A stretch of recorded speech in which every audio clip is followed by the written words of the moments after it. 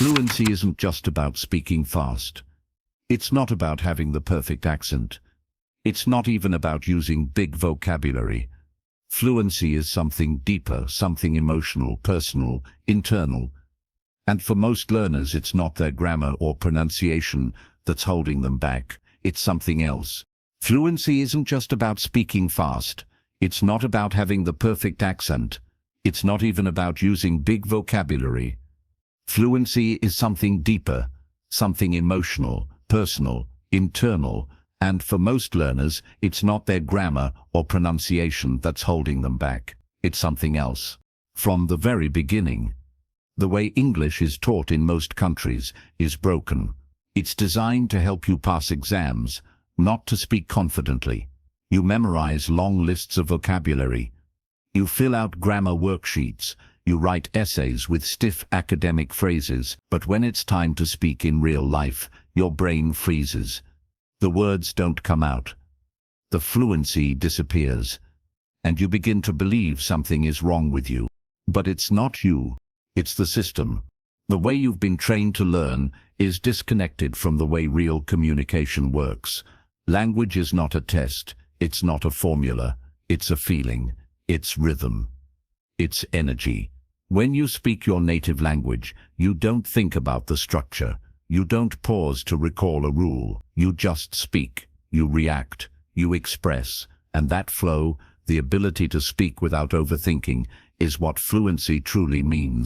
So why is it so hard to reach that state in English? Because most learners carry years of fear, years of shame. Every time they made a mistake, someone laughed. Every time they hesitated, someone interrupted. Slowly, your mind built a wall of self-doubt, a wall made of thoughts like, what if I sound stupid? What if they don't understand me? What if I make a mistake? That's what kills fluency. Not grammar, not vocabulary, but fear. And the worst part, that fear hides under the surface. It doesn't scream. It whispers. You might not even realize it's there, but it shows up every time you open your mouth and feel tension. Every time you second-guess your sentence. Every time you translate from your language before speaking. That's fear, slowing you down. That's fear, controlling your fluency. To speak English fluently, you must first unlearn what made you stuck. You must break away from perfectionism. You must stop chasing rules and start chasing rhythm. You must stop trying to sound like someone else and start speaking like yourself. The goal is not to speak like a native speaker. The goal is to speak naturally, like a human being who owns their voice. When you listen to fluent English speakers, you'll notice something. They're not perfect either. They pause, they use fillers. They start a sentence one way, then change direction. That's not wrong, that's human. Real fluency is messy. It's flexible. It flows with emotion, not structure. But you were trained to be robotic. You were trained to be precise, correct, formal, and now you can't relax when you speak. You can't breathe. Your English feels like a performance instead of a conversation. That has to change. And that change begins with how you see yourself. You are not a learner. You are already a speaker. Maybe not a fast one yet, maybe not a confident one yet, but a speaker. Your journey isn't about becoming someone new, it's about unlocking the speaker that's already inside you, buried under years of fear and rigid training. Start thinking in English, not as a technique, but as an identity. Every time you choose to express something, try to feel it in English. Not translate it, not calculate it, feel it. Let it rise, let it come out, even if it's messy. That's the doorway to fluency. Fluency doesn't arrive on one big day. It arrives quietly, through small shifts, when you stop correcting yourself in every sentence, when you stop judging your accent, when you start using the words you already know, instead of always chasing new ones, when you start focusing on the message, not the mistakes. If you wait for perfect grammar, you'll be silent forever. If you wait for the right moment, you'll miss the opportunity. Fluency is built in motion. It's built through usage, not just study. Reading and listening help you grow, but only speaking makes you fluent. That's the missing piece in most learners' journey. They spend years consuming English, but not producing it. They understand everything, but when it's their turn to talk, they freeze, because understanding and speaking are two different muscles. You've trained one, now it's time to train the other. And you don't need a classroom. You don't need an exam, you just need space to speak. Without judgment, without fear, without pressure. That space could be a mirror. It could be your phone. It could be a friend. It could be a voice note to yourself. But it needs to happen every day. Think of your fluency like a flame.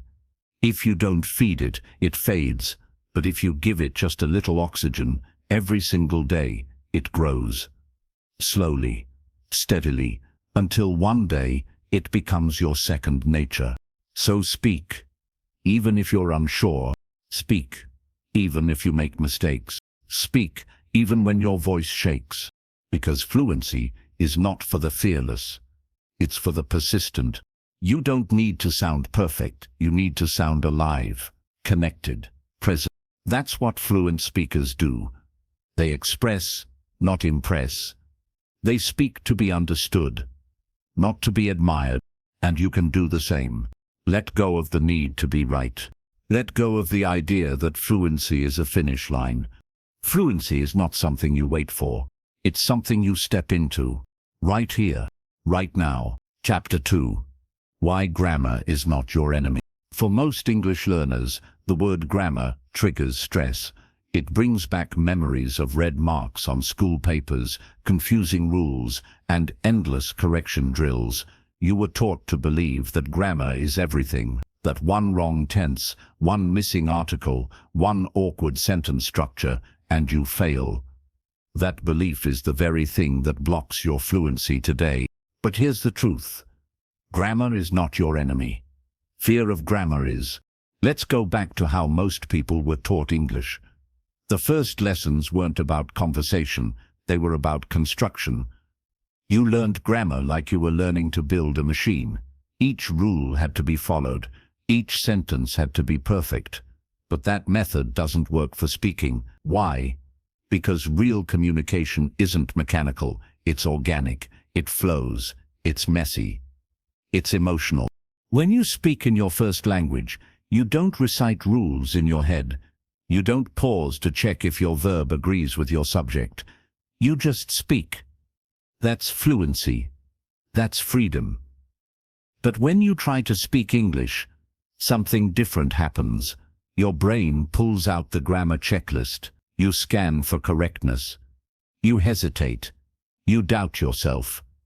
And by the time you're ready to speak, the moment is gone. That delay is not a language problem. It's a thinking problem. It's a mindset problem. It's the result of years of being judged for your mistakes instead of being encouraged for your effort. What fluent speakers understand is that grammar is just a tool. It's not the conversation itself.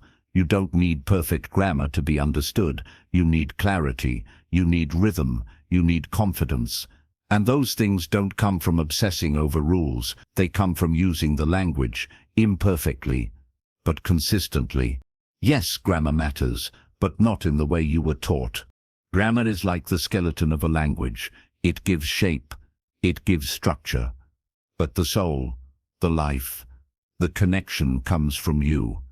From how you use your voice, from how you express your ideas, from how you tell your story. Think of native speakers. Do they always use correct grammar? Not at all. They break rules all the time.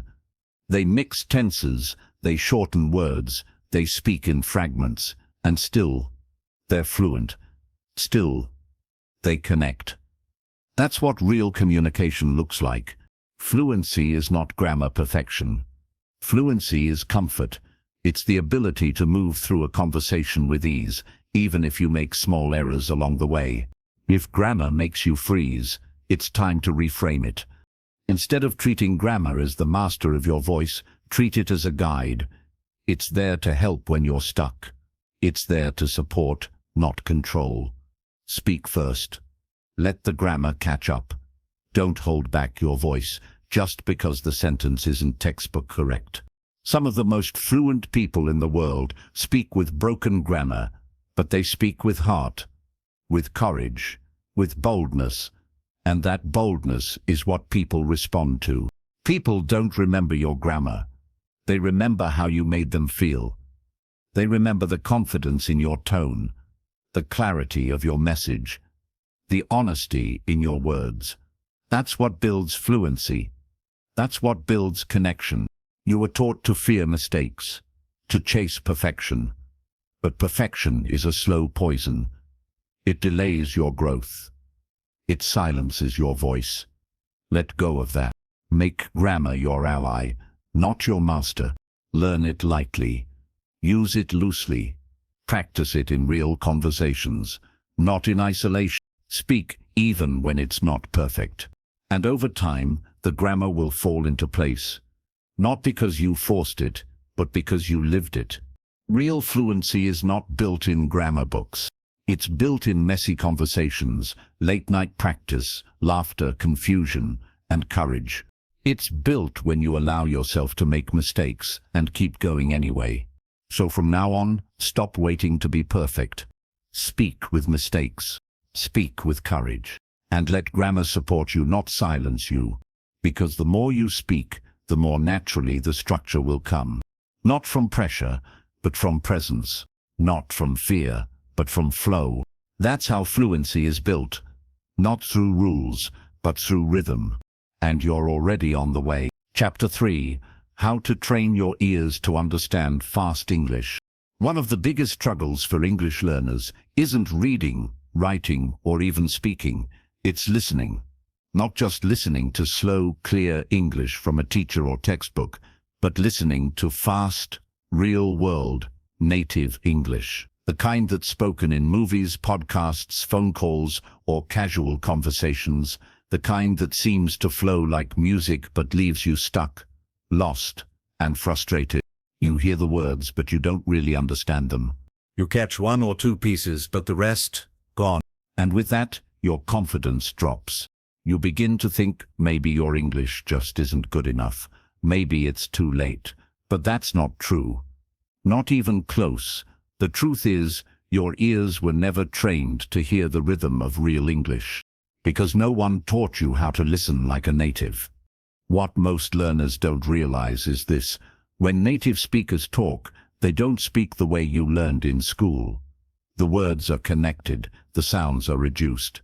Some syllables disappear completely, entire expressions blend together, and pronunciation shifts based on emotion, speed, and slang. In textbooks you read, "I am going to let him know." But in real speech you'll hear, "I'm gonna let him know." That's a massive difference. Unless you train your ears to recognize those patterns, every conversation will feel like a blur. It's not about intelligence, it's about exposure. You can understand English, you just haven't heard it enough, or in the right way. Think of it like music. The first time you hear a new song, the lyrics are unclear, but after 5 or 10 listens, you start to sing along. Not because you studied the lyrics, but because your ears adjusted. You absorbed the rhythm. The sound became familiar. That's how fluent listening works. Through repetition, through immersion, through patience. You don't need to chase more vocabulary. You need to retrain your hearing. Start with the basics. Short, real conversations, not scripted ones. Real ones. Recordings of people talking casually, at natural speed, with emotion, pauses, fillers, even mistakes. Listen to them repeatedly. Don't rush to understand every word. Let your ears relax. Let them adapt. Fluency in listening isn't about catching every syllable, it's about grasping the meaning. Native speakers don't always understand every word either, but they catch the message, they feel the tone, they follow the rhythm. You can do the same. The key is consistent exposure. Watch scenes from movies or shows you enjoy. Don't just turn on subtitles and zone out. Pause, rewind, mimic what you hear. Focus on how they say things, not just what they say. The tone, the stress, the flow. That's where fluency lives. Sometimes you'll hear, "What do you want to do?" Not, "What do you want to do?" Huge difference. This isn't a mistake. It's how real English sounds. And until you train your ears to expect that, you'll always feel behind. The beautiful thing is, once your ears adjust, everything gets easier. Conversations feel lighter. You respond faster. You stop translating in your head. Your reactions become natural. But that only happens when you actively listen. Not passively, not like background noise, but like a student of the sound. Make it a ritual. Just like going to the gym trains your muscles, this trains your ears. 10 to 15 minutes daily of intentional listening can change everything. Start small. A podcast, a YouTube video, a short scene. Then break it down. Phrase by phrase. Repeat, shadow, mimic. Speak the words as you hear them, not as they're written. Your mouth learns. Your ears catch the rhythm. Over time, those fast English phrases will stop feeling like noise and start feeling like music. Predictable, comfortable, familiar. You'll begin to notice common patterns. I don't know instead of I don't know. Let me see instead of let me see. Did you go? Instead of did you go? These aren't mistakes. They're what real English sounds like in motion. And the more you hear them, the more your brain adjusts. You don't need a dictionary, you need a habit. A habit of listening to English as it's truly spoken. Not in classrooms, not in exams, but in life. Because English is alive. It breathes, it bends, it dances with emotion and tone. You have to feel it, not just study it. And once your ears begin to feel that rhythm, your speaking follows. Automatically, your responses become faster. Your hesitation fades. You stop needing subtitles. You start belonging in conversations. That's the real win. So forget the pressure to be perfect. Forget the fear of not understanding every word. You don't need perfection. You need exposure. You need practice. You need patience. 1 minute at a time. One phrase at a time. One conversation at a time. Because fluent listening is a journey, not a gift. And now that you understand the map, it's yours to follow. Chapter 4, Thinking in English. The mental shift that changes everything. Fluency isn't just about speaking English, it's about thinking in English. Until your thoughts begin to flow in English, your mouth will always lag behind. You'll always feel one step too slow, always unsure, always translating. And that constant inner translation, it's the very thing that's blocking your fluency. Most learners don't realize this, but their struggle with speaking English is rarely about vocabulary or grammar. It's the mental habit of living in one language while trying to speak in another. The brain is wired for efficiency. When you speak your native language, everything flows effortlessly. But with English, the brain says, "Let me think in my language, then I'll convert it to English." That process seems logical, but it's heavy. It's slow, and worst of all, it kills confidence. The true shift happens when you stop living in translation. That means letting your mind adapt to a new way of thinking, a new rhythm, a new mental operating system. At first, it feels unnatural. You'll stumble, you'll feel lost, but that's a sign of growth. That discomfort, it means your brain is waking up, creating new pathways, rewiring itself to process thought in English, not into English. The reason most people fail to reach fluency is because they never commit to this shift. They keep one foot in their native language. Every sentence begins there. Every idea takes shape in their mother tongue, and then they try to force English on top of it. That doesn't work, because language is not just about words, it's about thought patterns. It's about how you express emotion, how you structure ideas, how you navigate the world. To truly become fluent, you must let English become part of how you see, how you feel, and how you think. So how do you train your mind to think in English? Not through force, not through grammar drills, but through immersion, deliberate, daily exposure that invites your brain to exist in English. Start small. Begin your day with English thoughts. When you wake up, narrate your actions. I'm getting out of bed. I'm brushing my teeth. I'm opening the window. It may feel silly, but it's powerful. You're training your brain to reach for English first. When you're walking, think about what you see in English. That's a white car. She's running fast. The sky looks heavy. These are simple thoughts, but they add up. Over time, your mind will stop translating and start flowing. And that's the magic moment, when English starts to feel like your own. It won't be perfect. You'll still search for words. You'll still pause. But the sentences will start to begin in English. That's fluency at its root. It also helps to change your environment. Make your phone English. Watch movies in English. Read headlines in English. Label things in your house with English words. Your brain picks up patterns even when you're not aware of it. Language sinks in when it surrounds you. And when you make mistakes, don't switch back to your native language. Stay in the struggle. Let your brain fight a little. That's where real learning happens. The more time you spend thinking in English, the easier speaking becomes. You don't have to prepare every sentence. You don't freeze. You react because your thoughts are already moving in the right language. This change won't happen in 1 week. It may take months. But once it clicks, it stays. You'll start dreaming in English. You'll find English words popping into your mind before your native ones. That's not loss, that's expansion. You're not replacing your first language. You're adding a new way of living. A second lens, a second version of your voice. And the more you use it, the clearer it becomes. Don't wait for permission. Don't wait to be perfect. Start thinking in broken English if you must. But start.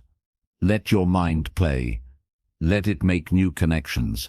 And over time your brain will stop saying, "What's the English word for that?" It will just know. And when that happens, fluency follows. Because fluency begins before you speak.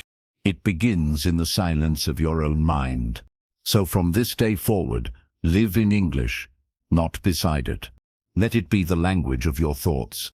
Let it become the place where your ideas are born. And speaking will become natural, because thinking already is. Chapter 5. Why You're Not Speaking. The Confidence Trap. There's a moment in almost every English learner's journey where they know the words. They understand the sentence. They even rehearse the answer in their mind. But when it's time to speak, something freezes. The mouth doesn't move. The voice shrinks. The moment passes, and they say nothing. This isn't a language problem, it's a confidence problem. And confidence, though it feels emotional, is deeply practical. It's not just about believing in yourself, it's about trusting your voice, trusting your thoughts, and most importantly, trusting your right to speak. Many learners believe they're not ready to speak. They say, "I'll speak when I'm more fluent," or "I'll try after I learn more vocabulary." But what they don't see is that silence becomes a habit. Waiting becomes a pattern. And the longer you wait, the harder it becomes to break that silence. Confidence doesn't come after fluency, it comes before it. You don't wait to become fluent to speak. You speak to become fluent. This is where so many people stay stuck. They study endlessly. They read books. They pass exams. But when someone says, "Tell me about yourself," the room goes quiet. Not because they don't know what to say, but because they don't trust themselves enough to try. The real trap is in this mindset. If I make a mistake, they'll laugh at me. If I sound wrong, they'll think I'm stupid.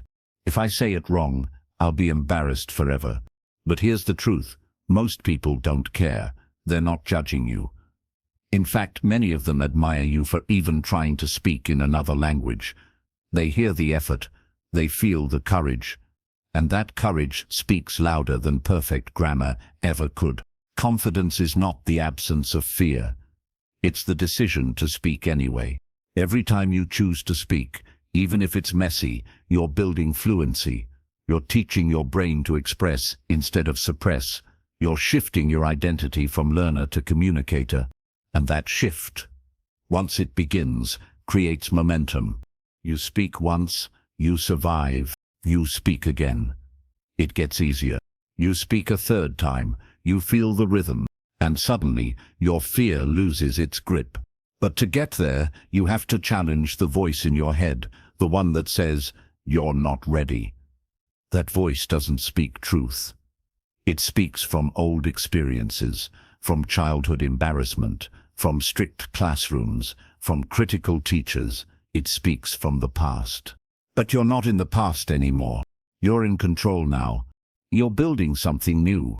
To reclaim your voice, you must allow it to stumble. You must let it break. You must speak with trembling and still stand your ground. Because confidence isn't built by success, it's built by survival. You speak and make mistakes, but you survive. You say the wrong word, but they understand. You mispronounce, but they still respond.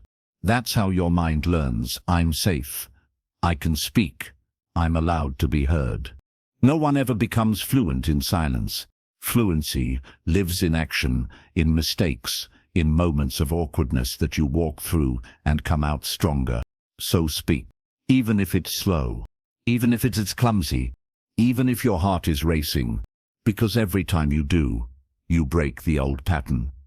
You build a new self, not just a speaker of English, but someone who owns their space, someone who takes the mic, someone who refuses to stay quiet just because their words aren't perfect. You have a voice. You have a story. You have the right to express it. Don't give that up for the illusion of perfection. Let your English be real. Let it reflect your journey. Let it evolve with use. Because confidence is not a gift. It's a muscle. And today, you start training it. Chapter 6. Building your speaking habit. One day at a time. Fluency isn't built in 1 week. It doesn't come from a single book or a perfect course. Fluency is the result of repetition. Not just any repetition, intentional repetition. And that repetition becomes real when it turns into habit. The most fluent speakers in the world didn't get there through talent. They got there through practice, through showing up daily, through speaking even when it wasn't perfect. Even when no one was listening, even when the words felt stuck. They built their fluency not by studying more, but by speaking more. This is where most learners fail. They wait for the perfect moment, for the right mood, for a better environment. They think they need one uninterrupted hour to make real progress, and so they wait, and days go by. Weeks pass, fluency fades. The truth is, small efforts done daily matter more than big efforts done occasionally. 5 minutes of real speaking today is better than planning for 1 hour tomorrow that never comes. Speaking is a muscle. If you don't use it, it weakens. But if you train it, even lightly, it grows. Slowly, silently, but powerfully. You don't need a classroom. You don't need a partner. You just need a system. A habit. And the best habits are simple. Wake up and say 5 sentences in English aloud. Record a short voice message to yourself. Talk to the mirror for 3 minutes. Describe what you're doing while cooking or cleaning. End your night by summarizing your day in English. These may seem like nothing, but they are everything. Because each repetition builds confidence. Each spoken word adds to your rhythm. Each small moment strengthens the identity of I am a speaker. And once that identity forms, your motivation becomes automatic. You stop asking how long will it take. You start saying this is who I am. That shift is everything. When you make speaking English a habit, fluency stops being a goal. It becomes a natural side effect. A result, something that grows with time. Like a tree watered daily. But to make it a habit, you need consistency. Consistency doesn't mean perfection, it means presence. You might be tired. You might mess up. You might speak slowly. Doesn't matter. What matters is that you speak, even 1 minute, every day, because momentum is built in repetition. If you miss 1 day, it's okay. But don't miss 2, because missing twice is how habits break, and once it breaks, it's hard to restart. So protect your practice. Make it sacred. Treat it like brushing your teeth. Not something optional, but something essential. Something you don't debate. Something you do, even when you don't feel like it. And when the habit becomes solid, the results become automatic. Suddenly, you start responding without hesitation. You start catching native phrases in real time. You stop freezing, because you've trained your mouth to move, your brain to flow, your emotions to trust the process. And it all started with one simple decision. Today, I will speak. Not tomorrow. Not next month. Today. Because speaking fluently isn't about talent. It's about time. It's about intention. And it's about stacking daily actions that compound into confidence. So don't wait for the right day. Make today the day. Say something out loud, even if it's imperfect, even if it's just to yourself, even if it's just 5 words, because that's how fluency is built. Not in loud breakthroughs, but in quiet repetitions. 1 day at a time. Chapter 7. How to sound natural, not robotic. Speaking English fluently isn't just about grammar or vocabulary. It's also not about speed. One of the biggest challenges learners face, even after they've practiced for years, is that they still sound robotic. The words may be correct, the pronunciation may be close, but something about the delivery feels mechanical, and listeners can feel that. You speak, but it doesn't land. You communicate, but it doesn't connect. And often it's because you're thinking like a student when you should be speaking like a human. Sounding natural doesn't mean copying native speakers. It doesn't mean forcing an accent. It means learning how to bring life into your voice. It means learning how to let the emotion, the pause and the rhythm of English shape the way you speak, just like you do in your first language. So what makes someone sound natural? It's not just what they say, it's how they say it. Their tone rises and falls. Their speed changes depending on the emotion. They emphasize important words. They pause for impact. They breathe with the rhythm of the sentence. That's how people speak when they're relaxed, when they're not trying to be correct, but trying to be real. The problem for most learners is that they speak English like they're reading a script. Every word is careful, every sentence is flat. There's no music in their tone, no breath in their delivery, just correctness. But correctness is not connection. Real communication needs rhythm. It needs imperfection. It needs humanness. Think about how you speak in your native language. You don't talk in a straight line. You jump, you pause, you stretch your words when you're excited. You lower your voice when you're serious. That's what makes you sound like you. But when you speak English, that personal voice often disappears. And it's not because you can't speak. It's because you're afraid to speak like yourself. You've been trained to speak properly, not naturally, and that's what needs to change. If you want to sound fluent, you must learn to speak from feeling, not just from memory. You must learn to act the words, not just say them. You must bring yourself into the sentence, because language isn't just knowledge, it's emotion, it's connection, it's sound. Start by listening, not just to the words, but to the tone. Watch native speakers. Notice how they stretch their words, how they pause, how they stress certain syllables. Try to mimic that, not to become them, but to find your own rhythm through theirs. When you practice a sentence, don't just say it. Feel it. Say it the way someone would say it in a real moment. Add emotion, add movement, add life. Even if it feels exaggerated at first, it's better than sounding dead. And remember, speed doesn't equal fluency. In fact, fluent speakers often slow down to emphasize meaning. They pause to let the listener breathe. They use silence as part of their communication. You should too. Try recording yourself. Play it back. Listen not just for mistakes, but for flow. Does it sound natural? Does it rise and fall like music, or is it flat and forced? Practice short phrases. Repeat them, not until they're perfect, but until they sound alive. Until your mouth, your voice, your breath all start to work together. And don't be afraid of mistakes. Natural speakers make them all the time. They change direction mid-sentence. They correct themselves. They use filler words like, well, you know. These things aren't signs of weakness. They're signs of real speech. So give yourself permission to be imperfect. Let your words stumble. Let your sentences stretch. Let your ideas breathe. That's what makes your English sound real. That's what makes people connect with you, because people don't connect with perfect speakers.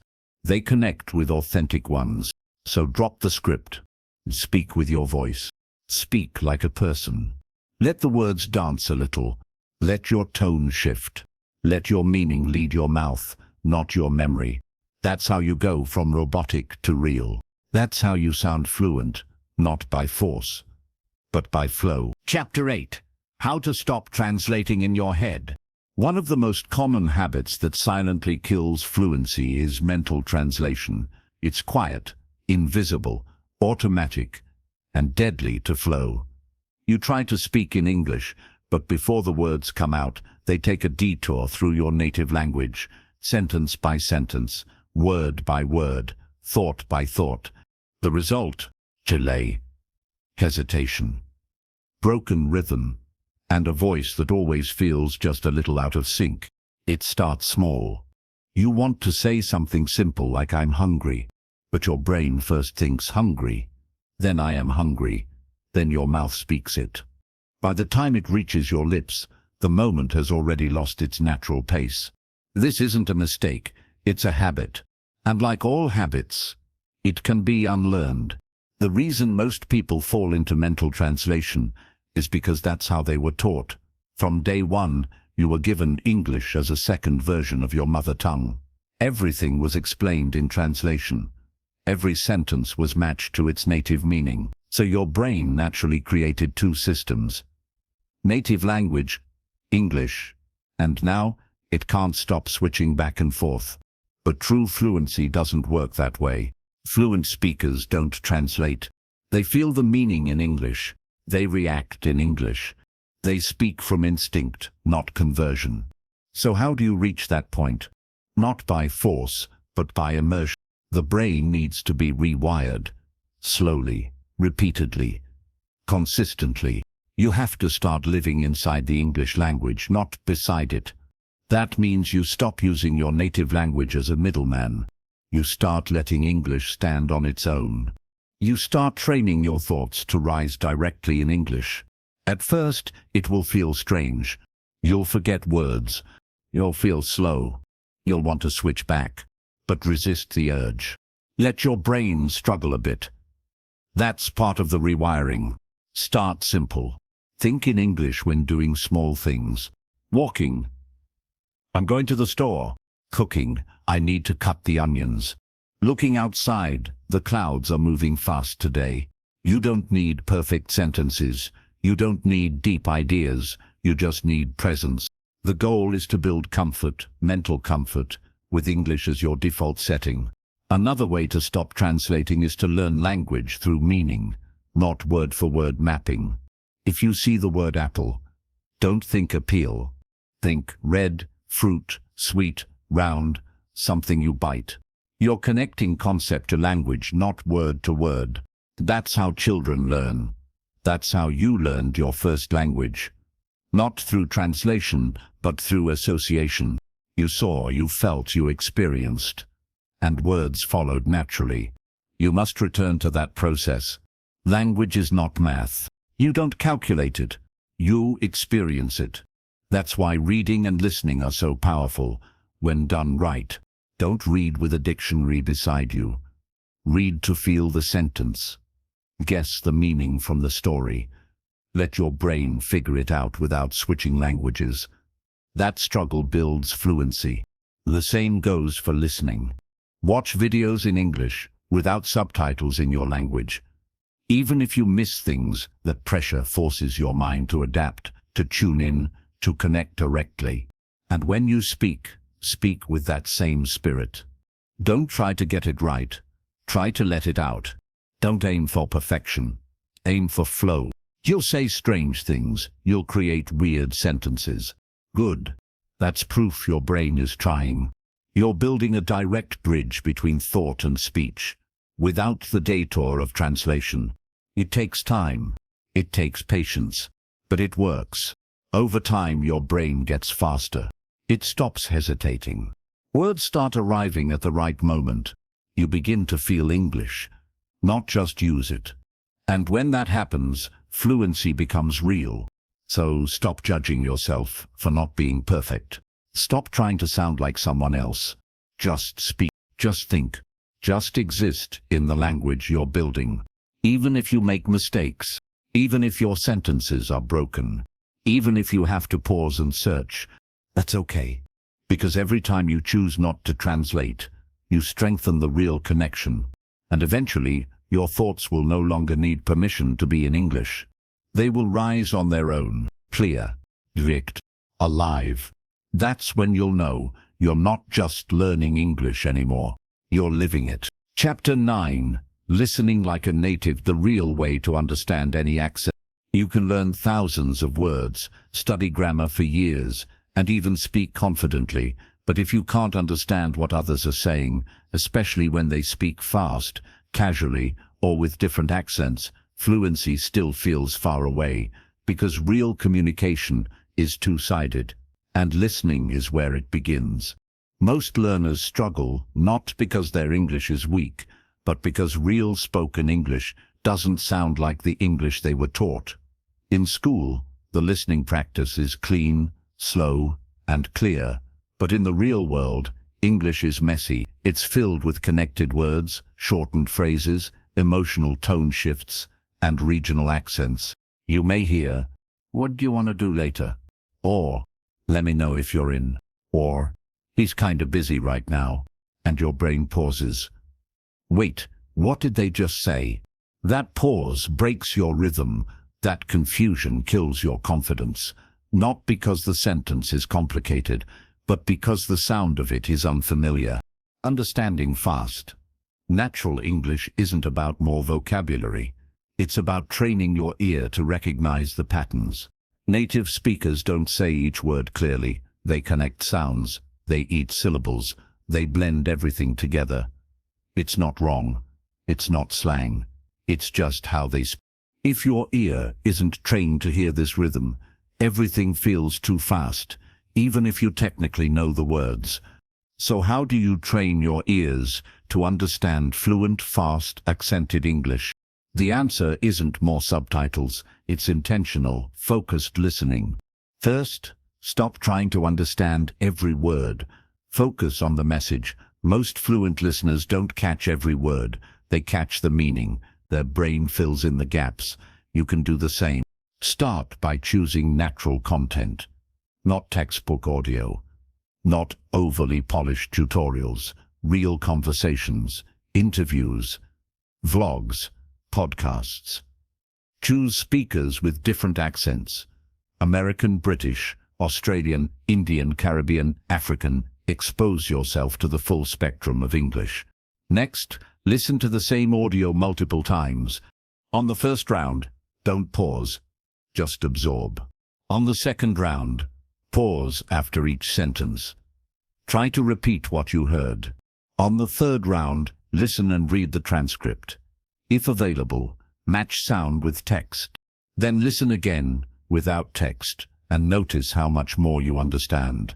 This kind of deep listening rewires your brain. You start recognizing common reductions. Wanna instead of going to, wanna instead of want, gimme instead of give me, dunno instead of don't know. You begin to expect contractions. You start noticing which words are stressed and which ones drop off completely. This is how native speakers hear. They don't process every syllable. They process the sound pattern.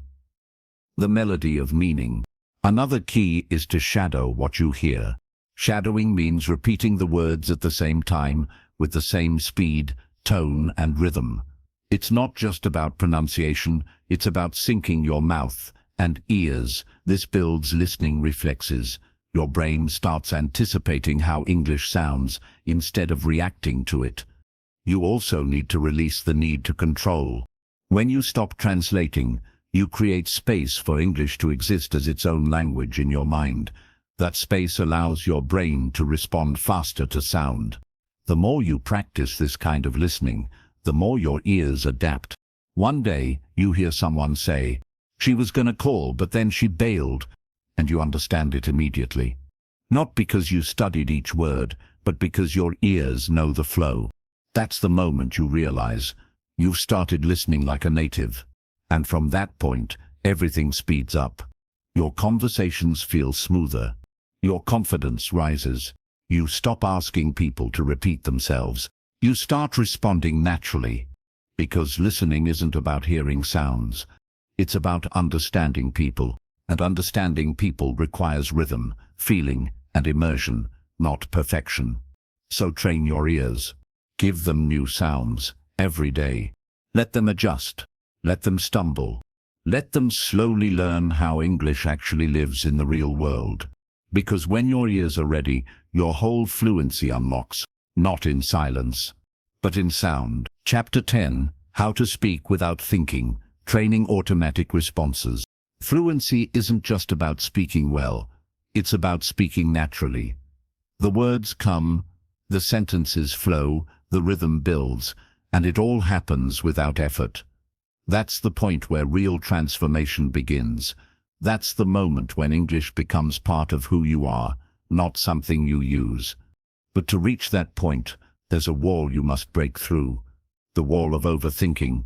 In the early stages of learning, overthinking feels normal. You build a sentence in your head. You check the grammar, you search for the right vocabulary. You think about pronunciation, you prepare for possible replies. And only after that mental checklist is done, you speak.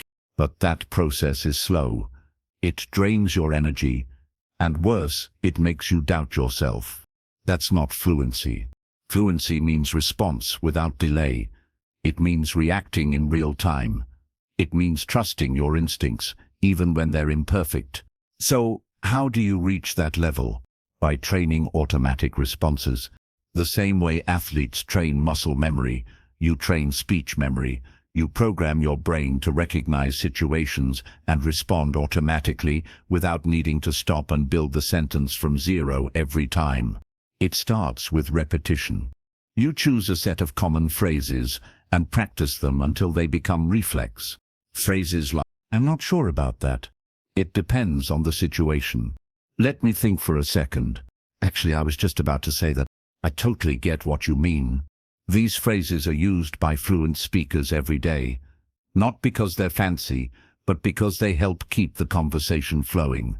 They buy time, they create natural rhythm, and they help you avoid the silence where overthinking takes over. Speak them aloud.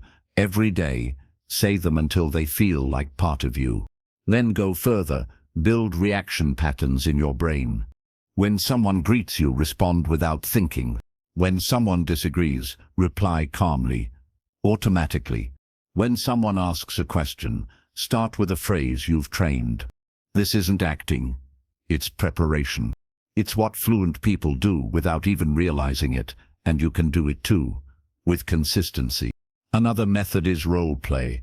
Imagine common situations: ordering food, giving directions, describing your job, responding to compliments. Play both roles. Ask and answer. Speak and react. Don't wait for the perfect sentence. Focus on flow. If you hesitate, don't stop. Keep speaking. Even if you repeat yourself. Even if you say something strange, that discomfort is the sound of your brain building pathways, strengthening them, making them faster. Eventually your speech will catch up with your thoughts, and then your thoughts will start in English. That's when the real shift happens, because the more you respond automatically, the less fear controls you. Your brain stops asking, is this right, and starts saying, let's go. You no longer see English as a second language. You begin to move in it, live in it, breathe in it. You enter the conversation without fear. You speak without rehearsing. You trust the words will come. And they do. Not because you forced them, but because you trained them. This is not magic. It's a system. It's built one phrase at a time, one sentence at a time, one situation at a time.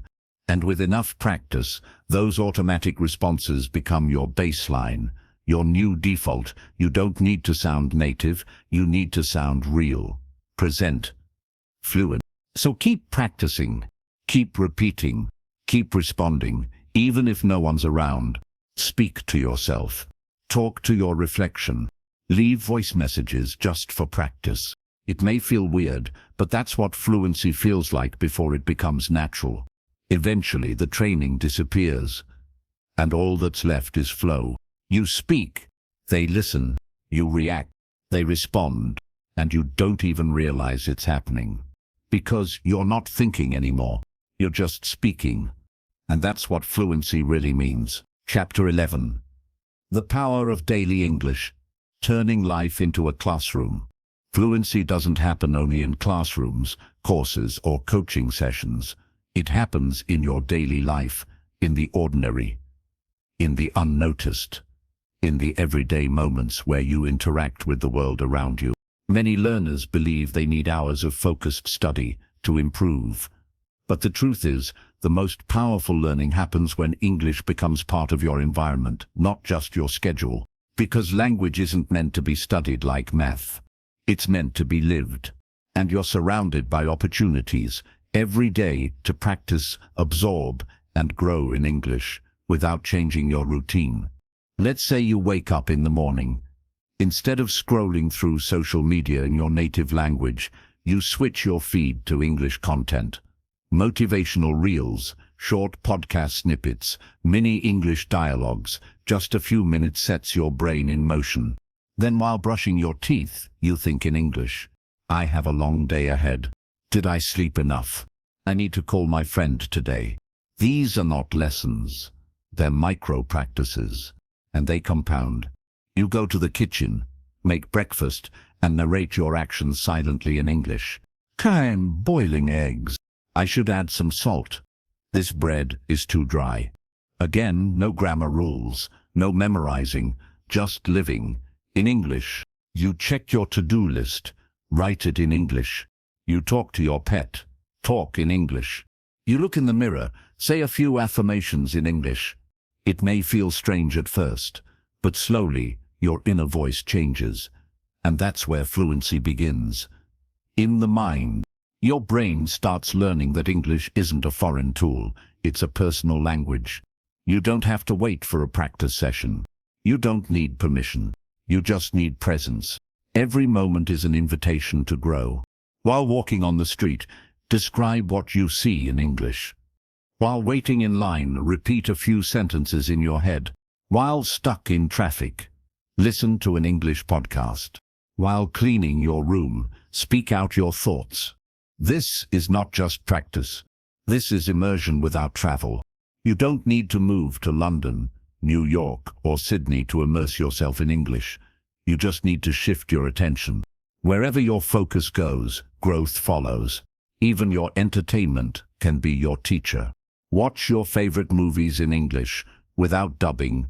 Start with subtitles if needed, but challenge yourself. Gradually turn them off. You'll notice how much your ears pick up over time. Music? Sing along, understand the lyrics, feel the emotion. Social media? Follow English-speaking creators, comment in English, react in English. Make English a lifestyle, not a subject. Speak to friends in English, even if it's for 2 minutes a day. Write journal entries in English, even short ones. Send voice notes in English, even if you mess up. These moments stack up. And here's what happens when you treat life like a classroom. You stop trying to learn. You start becoming a fluent speaker. English becomes part of your breath, part of your identity, part of how you move through the world. And because it's tied to real emotions, daily life, real situations, it sticks. It flows. It stays with you. No pressure, no exam, just consistent presence. Fluency is not about hours per day. It's about integration. You can spend 10 hours a week on grammar and still hesitate in real life. But you can also spend 5 minutes here, 3 minutes there, throughout the day, and gain real, usable confidence. It's not about intensity. It's about frequency. Language is a habit, and the best habits are built into your life, not added on top of it. So from today, stop waiting for study time. Start seeing every time as a chance to grow. Let your life speak. Let your surroundings teach you. Let your thoughts turn English into your second nature. Because when your life becomes your classroom, you never stop learning. And you never stop growing. Chapter 12. Overcoming the fear of being judged while speaking English. There's a fear that doesn't show up in grammar books. A fear no vocabulary list ever mentions. A fear stronger than any language barrier, the fear of being judged. It starts quietly. You want to say something in English, but your throat tightens. Your mind says, what if they laugh? What if I make a mistake? What if I sound stupid? And before the first word leaves your mouth, you already feel exposed. You go silent. You nod, smile, pretend to understand, pretend you don't want to speak. But inside you're screaming to be heard. This fear isn't about English. It's about shame. It's about identity. Because when you speak a language that isn't yours, it feels like standing naked in public. Every mistake feels personal. Every pause feels like weakness. Every look feels like judgment. But here's the truth. Fluency isn't built in silence. It's built in boldness. The boldness to speak when your voice shakes. The boldness to make mistakes out loud.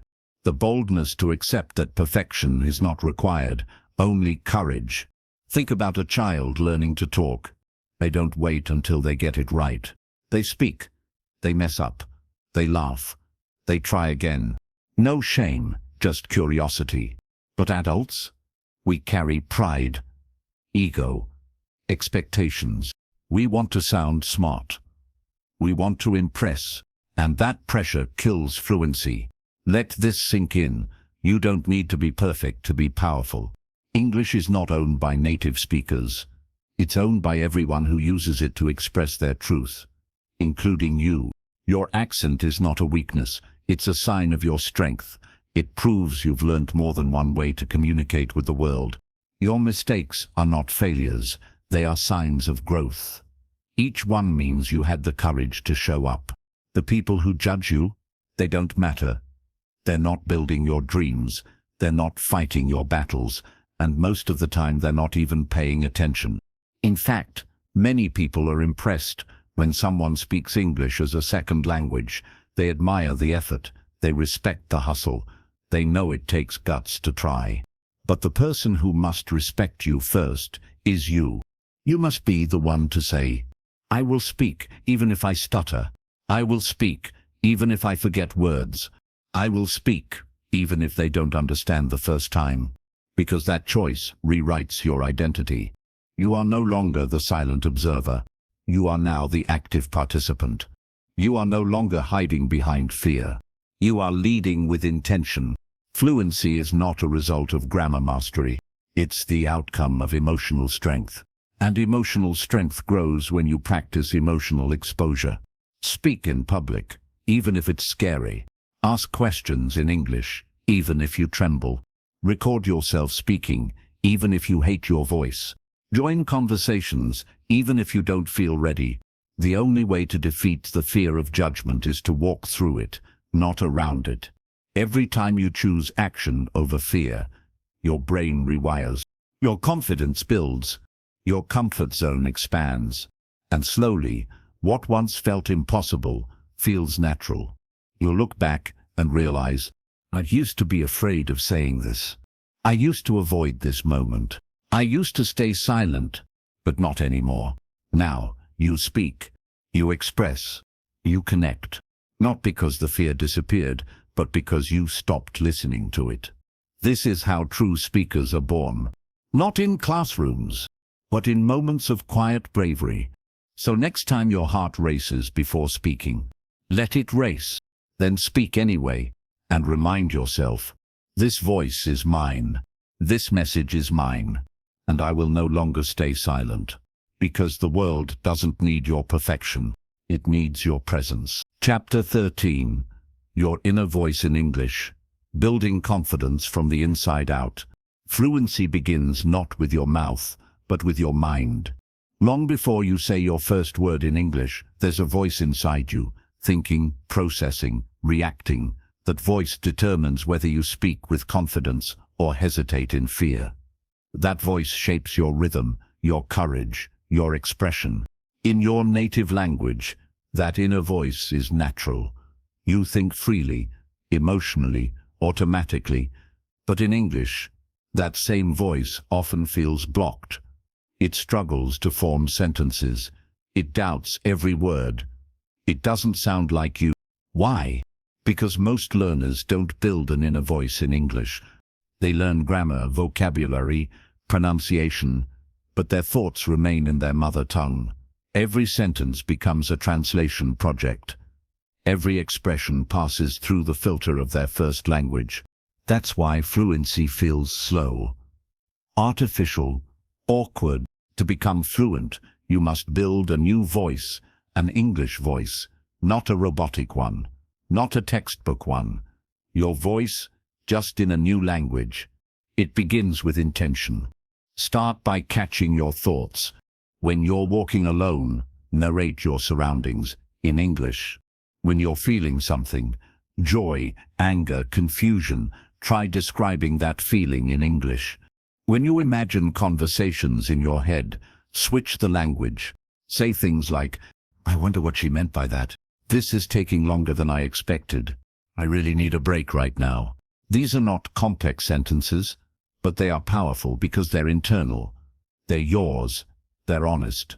And when you start thinking in English, your emotional connection to the language grows. This is the shift from learner to speaker. You're not just learning English anymore. You're living in it. Your mind becomes your training ground. Your silent thoughts become rehearsals for real communication. And the best part, no one hears you. There's no fear, no judgment. Just you and your inner voice, getting stronger every day. As your inner English voice matures, you'll notice something amazing. You speak more naturally, because the words are already alive in your head. They don't need translation. They're already there, waiting to come out. This inner voice also becomes your shield against fear. When doubt creeps in, what if I make a mistake? Your English voice replies, it's okay, keep going. When you feel stuck in a conversation, your voice says, breathe, find another word. You become your own coach, your own supporter, your own guide. This self-communication is the root of confidence. Not the confidence to impress others, the confidence to believe in yourself. Because you're no longer practicing English, you're thinking in it. And that thinking transforms your identity. English stops being a subject you study. It becomes a place you live. You read in English, not because you have to, but because your inner voice is curious. You write in English, not for a test, but to express what you truly feel. You dream in English, not every night, but more often than before. This is not fantasy. This is the real sign of fluency. A fluent speaker is someone whose thoughts move freely in the language, even when no one's listening. And it's a skill you build slowly, silently, consistently. Speak to yourself in the mirror. Talk to yourself in your journal. Think in English on your walks, while eating, while watching the rain fall outside. Make English the voice of your solitude, the language of your silence. Because when English feels natural inside, it becomes powerful outside. No script, no panic, just presence, just you, owning your language. And once that happens, confidence is no longer something you try to show. It's something you carry. Because your voice, your thoughts, your rhythm. They're all aligned. And that's when you stop sounding like a learner. You start sounding like yourself in English. Chapter 14. The secret of speaking with emotion, making people feel your words. Fluency without feeling is just noise. You can speak fast. You can speak clearly. You can pronounce everything perfectly. But if your words carry no emotion, people don't remember you. Because language is not just a tool for communication. It's a bridge between hearts. And to truly connect with others in English, you have to learn not just what to say, but how to say it so people feel it. This is the difference between a speaker who impresses and a speaker who moves. Many English learners focus only on vocabulary and grammar, but very few focus on tone, rhythm, emotion, energy, the real ingredients of human connection. Let's take a simple sentence. I'm happy to see you. Now say it with a flat voice. Robotic. No tone. Then say it again. With warmth. With a smile. With your heart behind it. Same words. Different worlds. This is the power of emotion. And here's the best part. It doesn't require perfect English. You can make grammar mistakes. You can have an accent. But if people can feel you, they will listen to you. So how do you train yourself to speak with emotion? Start by listening to emotional English. Watch speeches, listen to storytellers, observe actors, hear how their voice rises with excitement, breaks with sadness, pauses for emphasis, drops to create silence. Then mimic them. Imitate not just the words, but the feelings behind them. Take one sentence and say it 5 different ways. With joy, with sarcasm, with fear, with anger, with love. Feel how your voice changes. Feel how your body changes. That's because communication is physical, not just mental. Your hands move, your face reacts, your breathing shifts. The more you connect with emotion, the more alive your English becomes. Next, practice storytelling. You don't need to be a writer, just tell a story. Talk about your first day in school. Describe a time you got lost. Share a memory that made you proud. Recall a mistake that taught you something. And as you speak, slow down. Let the moments breathe. Pause when something matters. Lower your voice to draw people in. Raise it when the moment explodes. Emotion comes from intention, not volume. Even a whisper can shake a room. If it's real, to connect emotionally, you must be present.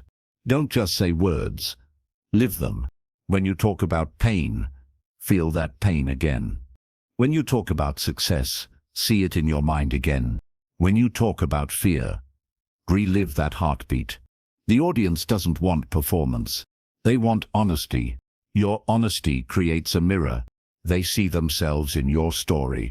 They feel your emotion because you let yourself feel it. This is where confidence is born. Because when you speak from emotion, you stop obsessing over perfection.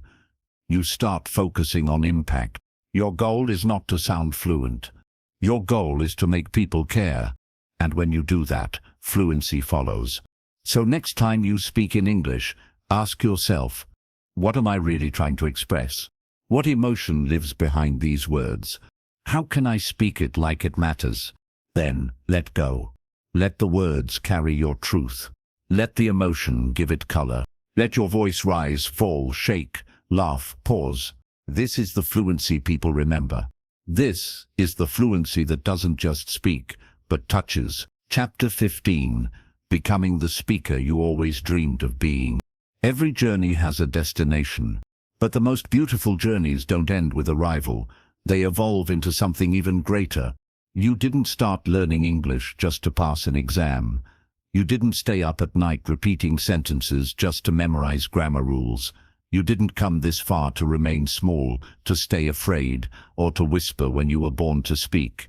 You started this journey because deep inside, you always knew. There's a voice inside me that the world needs to hear. And today, after all the struggles, doubts, and quiet victories, you stand at the edge of that transformation. You are not the same person who began this. You've fought through hesitation. You've spoken when your voice trembled. You've made mistakes and kept going. You've built your courage in silence. You've practiced in the dark, so your light can now shine. But fluency is not a finish line. It's a becoming. It's not just the ability to speak English. It's the power to express who you really are in a language that once scared you. It's the freedom to show up, to speak up, to stand tall in rooms you once avoided. It's the fire in your voice when you share your story. It's the calm in your tone when others panic. It's the kindness in your words when someone needs hope. Fluency is not a gift others give you. It's a strength you've built, word by word, day by day. And now, it's yours. It lives in your thoughts. It breathes through your speech. It glows in your confidence. You no longer speak English. You own it. And now, the question isn't if you can speak fluently. It's what you will do with this fluency. Will you inspire others? Will you build bridges across cultures? Will you tell your truth louder than ever before? The choice is yours, because you've done the hard part. You've shown up. You've stayed consistent. You've faced your fear. And now you're no longer a learner. You're a communicator. You're the person who speaks clearly, listens deeply, and makes others feel seen. You're the one who walks into a room and owns the space, not with ego but with presence. You've become the speaker you once dreamed of. And that dream, it's real now. It's in your voice. So go out into the world. Speak with love. Speak with clarity. Speak with courage. Because someone out there is waiting to hear your story. They need your voice, just the way it is.